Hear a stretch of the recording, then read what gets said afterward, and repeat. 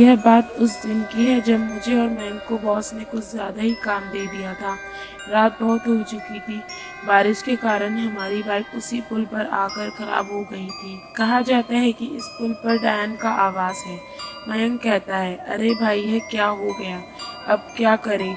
कोई हमारी मदद को भी नहीं आ सकता क्योंकि रात हो गई है और बारिश भी हो रही है। जल्द से जल्द हमें इस पुल से निकलना चाहिए। मैं, अरे यार क्या हुआ, इतना परेशान होने की जरूरत नहीं है तुझे, मैं हूँ ना। पहले इस बाइक को ठीक करते हैं। अब बारिश भी रुक चुकी थी। मैंने बाइक को ठीक कर ही लिया था कि हमें उस सुनसान पुल पर एक औरत दिखाई देती है जो खुदकुशी करने की कोशिश कर रही थी। हमने उसे रोकने की कोशिश की, तभी मयंक भागता हुआ जाता है उसको बचाने के लिए, परंतु वह नाकामयाब हो जाता है और वह औरत नदी में छलांग लगा लेती है। मुझे डर भी लग रहा था कि उस औरत को कुछ हो ना जाए। उतने में ही मयंक नदी में कूद जाता है उस औरत को बचाने के लिए, लेकिन जब मयंक नदी में कूदता है तो वह औरत नदी में होती ही नहीं। मयंक उस औरत को ढूंढने के लिए थोड़ा सा नदी के अंदर की ओर जाता है, लेकिन वह औरत नहीं मिलती। तभी मैंने क्या देखा, वह औरत पुल पर बैठी मयंक को देखकर हंस रही थी। मुझे थोड़ा सा शक तो हुआ कि वह औरत और कोई नहीं, वही डायन है। फिर मैंने डरते डरते पूछा, कौन हो तुम? वह डायन कहती है, तुझे नहीं पता कौन हूँ मैं? डायन कहती है मयंक से, क्या हुआ, मुझे ढूंढ रहे हो? मयंक हमें नदी के अंदर से देख रहा था। अब उसे भी पता चल चुका था कि वह एक डायन है। मुझे बहुत डर लग रहा था कहीं यह डायन मुझे मार न डाले, क्योंकि मैं उसकी पकड़ में आ गया था और डर के मारे मेरे पसीने भी छूट रहे थे। डायन ने मयंक की ओर कदम बढ़ाए। मुझे लग ही रहा था कि मयंक को डायन अपना दूसरा शिकार बनाएगी।